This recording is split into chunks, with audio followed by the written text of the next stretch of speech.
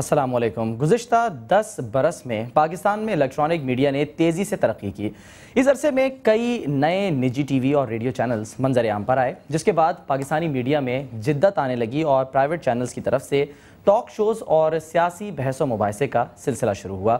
یہ سلسلہ وقت کے ساتھ ساتھ لوگوں میں مقبولیت حاصل کرنے لگا، جس سے نہ صرف پرائیویٹ ٹی وی چینلز کے ناظرین کی تعداد بڑھی بلکہ چھپے ہوئے حقائق پر مبنی تجزیوں کی عوام تک رسائی ممکن ہو سکی۔ آپ کو یاد ہوگا جب سرکاری ٹی وی چینل ہی تمام خبروں کا ذریعہ تھا تو کس طرح تمام حکومتیں اپنی مرضی کی مثبت خبریں عوام تک پہنچایا کرتی تھیں اور سچ پر مبنی منفی خبریں دبا کر عوام کو ایک اچھی گورننس کا جھوٹا امپریشن دیا کرتی تھیں، اور رات 9 بجے کی خبریں سن کر تو یوں لگتا تھا کہ راوی پورے ملک میں صرف چین ہی چین لکھ رہا ہے، حالانکہ اس وقت بھی ملک کا حال کچھ ایسا ہی تھا جس طرح آج ہے۔ کرپشن، چوری، ڈاکے، قتل و غارت گری اور سیاستدانوں کی ناجائز لوٹ مار سب ماشاءاللہ سے اسی رفتار سے ہوا کرتی تھی جس رفتار سے آج ہو رہی ہے۔ یہ مہربانی پرائیویٹ نیوز چینلز کی ہی ہے کہ اب تو پل پل کی خبر ویڈیو سمیت عوام تک پہنچا دی جاتی ہے، جو کہ اس سے پہلے نہیں ہوا کرتی تھی، لیکن پھر بھی بعض ناقدین الیکٹرانک میڈیا کی رپورٹنگ کے معیار پر سوال اٹھاتے دکھائی دے رہے ہیں، اور ان کا کہنا ہے کہ بعض اینکر پرسن عوامی مسائل کے بجائے ایسے معاملات کو زیر بحث لاتے ہیں جن کا عام آدمی سے دور دور تک کوئی تعلق نہیں ہوتا۔ آج ہم اسی موضوع پر گفتگو کریں گے کہ سیاستدانوں سے لے کر عوام تک ان کی جو توقعات الیکٹرانک میڈیا سے وابستہ ہیں، کیا میڈیا ان توقعات پر پورا اتر رہا ہے؟ کیا سیاستدانوں سے اب سچ ہضم نہیں ہو رہا؟ کیا عوام حکومتوں سے نا امید ہو کر اس کا قصوروار بھی میڈیا کو ہی ٹھہرا رہے ہیں؟ ایک بات یاد رہے کہ میڈیا کا کام مسائل کی نشاندہی کرنا ہے، لیکن حل تلاش کرنا ارباب اختیار کا کام ہے۔ آج کے پروگرام میں ہمارے ساتھ لاہور سے شریک گفتگو ہیں سینئر صحافی اور معروف ٹی وی ہوسٹ جناب افتخار احمد صاحب۔ ویلکم ٹو دا شو افتخار صاحب۔ کراچی میں ہمیں جوائن کر رہے ہیں بی بی سی سے وابستہ صحافی اور تجزیہ کار جناب جعفر رضوی صاحب، بہت شکریہ، ویلکم ٹو دا شو۔ اور اسلام آباد اسٹوڈیوز میں ہمارے ساتھ موجود رہیں گی سما کے پروگرام فیصلہ آپ کا کی میزبان سینئر اینکر پرسن آسما شیرازی، اور پروگرام میں آپ بھی ہمارے ساتھ شامل ہو سکتے ہیں۔ ہمارا نمبر ہے 021322700829 اور 021322700832۔ پروگرام کا آغاز میں جعفر صاحب آپ کی طرف آؤں گا۔ میٹھی میٹھی عید منا لی سب نے، اب تھوڑی سی کڑوی کڑوی ذرا باتیں ہو جائیں۔ میڈیا پر بڑی تنقید ہوتی ہے کہ جی اپنی مرضی کی خبریں دے رہے ہیں، اپنی مرضی سے جو ہے وہ اینگلنگ کر رہے ہیں خبروں کی۔ جو ایک توقعات وابستہ تھیں الیکٹرانک میڈیا سے، آپ کے نزدیک کیا میڈیا ان توقعات پر پورا اتر رہا ہے؟ سلمان، اس سے پہلے کہ ہم میڈیا پہ بات کریں، میڈیا چونکہ اسی زمین پہ رہتا ہے، اسی زمین سے حقائق ڈھونڈ کے لوگوں تک پہنچاتا ہے، تو ذرا اس زمین کی بات بھی کرنی ضروری ہے۔ اس سے پہلے ذرا اس ماحول پہ نظر ڈالیں۔ اس ملک کے صدر مملکت، میں کسی کو الزام دینے نہیں بیٹھا ہوں، اس ملک کے صدر مملکت کے خلاف بدعنوانی کے الزامات بھی ہیں، کرپشن کے مقدمات بھی ہیں، وہ کہ ثابت ہوئے یا نہیں ہوئے یہ کام عدالتوں کا ہے۔ اس ملک کے چیف ایگزیکٹو کے خلاف، ان کے اہل خانہ کے خلاف الزامات بھی ہیں، ثابت ہوئے یا نہیں ہوئے یہ بھی کام عدالتوں کا ہے۔ اس ملک کے تمام ریاستی اداروں کے سربراہان کو دیکھیں، آئی جی سندھ کو دیکھ لیجئے، ایف آئی اے کے ڈائریکٹر کو دیکھ لیجئے، نیب کے چیف کو دیکھ لیجئے، جس کا نام لیجئے اس سماج میں اس کے ساتھ یا تو الزامات چپکے ہوئے یا شکوک و شبہات۔ آپ ہی کہہ رہے ہیں یہ حمام ہے جس میں نہیں سلمان، جب آپ اس طرح کے کوئلے کی تجارت میں ہاتھ ڈالتے ہیں تو آپ کے ہاتھ کالے ہو سکتے ہیں۔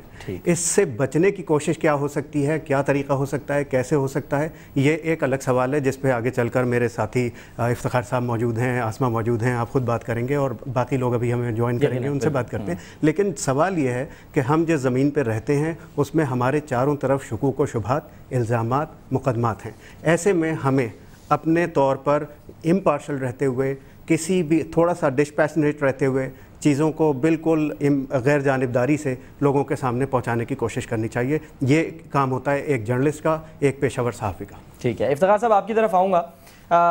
بڑے الزامات میں نے کہا کہ لگ رہے ہیں، اور آپ تو سب سے زیادہ جو ہے وہ اس وقت اس پینل میں سینئر ہیں، ہم نے یقینی طور پہ آپ سے سیکھا ہے، اور میں نے تو ذاتی طور پہ آپ کے ساتھ کام کیا ہے، تو اب تک جو ہے وہ سیکھ رہے ہیں جب بھی مسئلہ ہوتا ہے۔ یہ بتائیں کہ جو اس وقت میڈیا میں ہو رہا ہے، جس طرح سے خبریں دی جا رہی ہیں، کیا آپ کو لگتا ہے کہیں پر آپ خود کو کسی بھی لمحے گلٹی فیل کرتے ہیں؟ آپ کو لگتا ہے کہ نہیں، جیسا ہونا چاہیے تھا ویسا نہیں ہو رہا؟ میں اپنے آپ کو گلٹی فیل کرتا ہوں جب میں دیکھتا ہوں کہ ہم ایک ایسی خبر کو نہیں دکھا رہے جو ہمیں دکھانی چاہیے، اور ہم ایک ایسی خبر کو پچھلے 5 سال 6 سال سے دکھا رہے ہیں جس کی اب اتنی ویلیو نہیں ہے۔ بات یہ ہے کہ جو جن چیزوں کی نشاندہی مجھ سے پہلے میرے دوست نے کی وہ حقیقت ہے کہ ہم ریئلٹی سے باہر جا کے زندگی نہیں گزار سکتے، نہ ہم ریئلٹی سے دور رہ سکتے ہیں. لیکن کیا ریئلٹیز صرف ایک ہی پارٹی سے منسلک ہوں گی؟ کیا ہم پاکستان میں صرف ایک ہی سیاسی جماعت کو تنقید کا نشانہ بنا کر سمجھیں گے ہم نے اپنا کردار ادا کر لیا، یا ہم پاکستان کے مسائل پر بات کرنا چاہتے ہیں؟ اگر ہم پاکستان کے مسائل پر بات کرنا چاہتے ہیں تو ہمیں بائی پارٹیزن اپروچ کرنی پڑے گی، ہمیں رائٹ اور لیفٹ سے بالاتر ہو کے بات کرنی ہوگی. یہ ہے اصل میں وہ بحران جس کا ہم سامنا کر رہے ہیں. لیکن اس میں عوام خود شامل ہیں. عوام ان اینکرز کو گھنٹوں سنتے ہیں جن کے بارے میں کچھ لوگوں کا خیال ہے کہ وہ کسی ایجنڈے پہ کام کر رہے ہیں. جب آپ ان کو سنتے ہیں تو ان کی ریٹنگ بڑھتی ہے، جب ان کی ریٹنگ بڑھتی ہے تو ان کے مالکان ان سے خوش ہوتے ہیں اور مطمئن ہوتے ہیں، اور ان سے وہ یہی توقع کرتے ہیں کہ جو پروگرام وہ پیش کر رہے ہیں اور جس طریقے کا وہ پروگرام پیش کر رہے ہیں. افتخار صاحب کیا تاثر یہ ہے کہ عوام جو ہیں وہ سننا ہی نیگیٹیوٹی چاہتے ہیں، دیکھنا ہی نیگیٹیوٹی چاہتے ہیں؟ کیونکہ اکثر یہ دیکھا گیا ہے کہ جو منفی خبریں ہوتی ہیں انہیں سب سے زیادہ دیکھا جاتا ہے. بالکل، اس میں آسمان کو بھی آپ ابھی شامل ہو جائے گی. آسمان تو جاری ہے، لوگوں کے پاس کریا جا رہی ہے اور لوگوں سے انٹریکشن کر رہی ہے.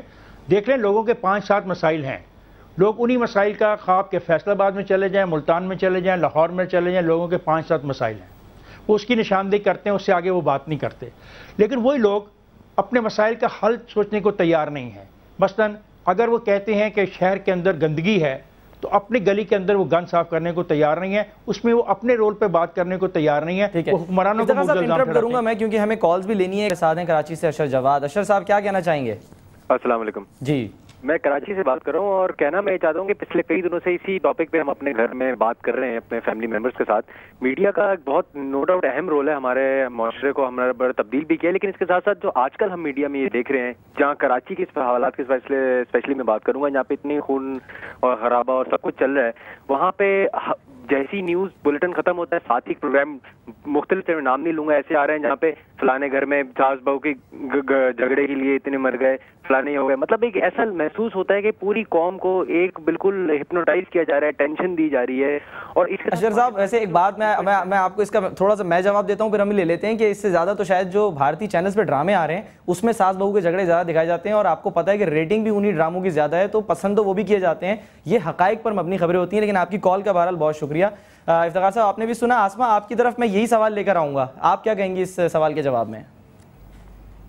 بہت شکریہ سلمان. پہلے تو افتخار صاحب کو سلام، بڑے ہمارے سینئر استادوں میں سے ہیں، انہوں نے سکھایا ہمیں. جعفر بھائی سے بڑے عرصے کے بعد بات ہو رہی ہے، ان کو بھی میرا سلام، اور آپ کو بھی عید مبارک، سب کو عید مبارک. میرا جو افتخار صاحب نے کہا یہ بات بالکل درست ہے کہ پتہ ہوتا ہے کون کس کے ایجنڈے پہ کام کر رہا ہے، کس طرح سے کام کر رہا ہے.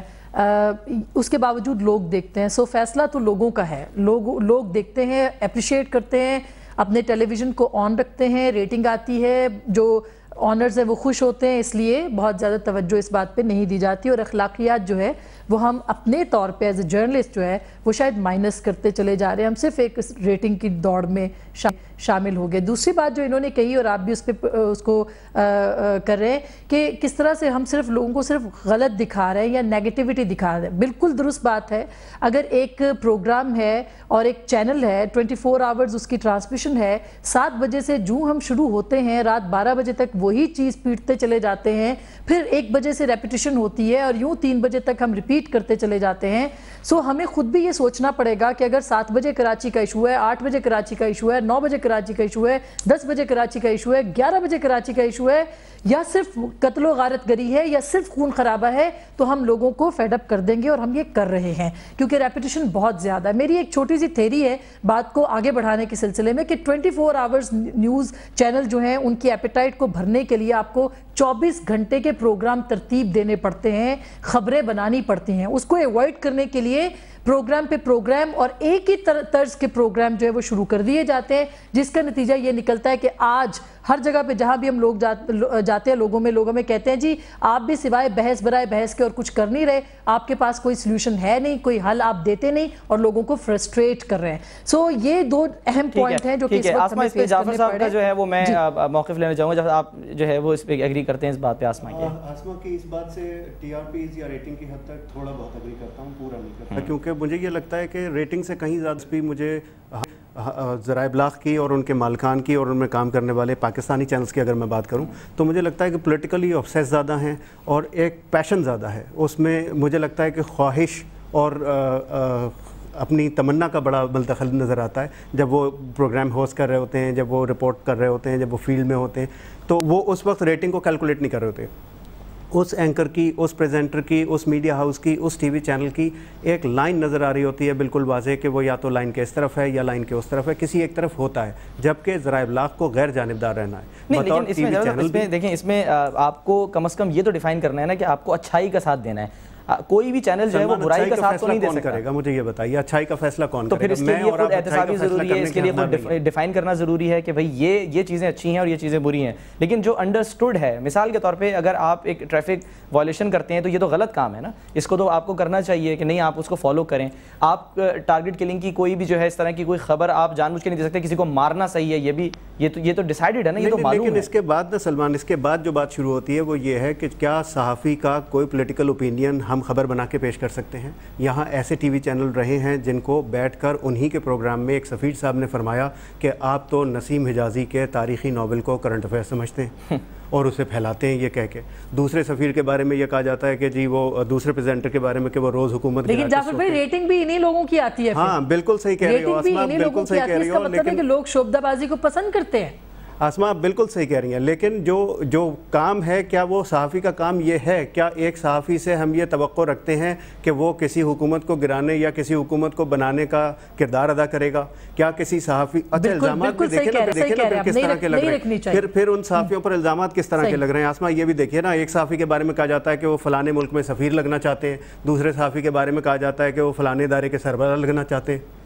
اب یہ جب اس طرح کی چیزیں سامنے آ رہی ہیں تو وہ کہیں نہ کہیں پولیٹیکل پیشن. جی افتخار صاحب, میں کچھ کہنا چاہوں گا. بالکل افتخار صاحب, جو بات آپ کہہ رہے ہیں وہ درست ہو سکتی ہے, لیکن ایشو اصل میں یہ نہیں ہے. ایشو اصل میں یہ ہے کہ پاکستان کے اندر جتنی آزادی ہم انجوائے کر رہے ہیں, میں دعوے سے کہہ سکتا ہوں کہ دنیا میں ٹیلی ویژن پر اتنی آزادی نہیں ہے. آزادی سے مراد یہاں پہ آزادی سے مراد کیا ہے؟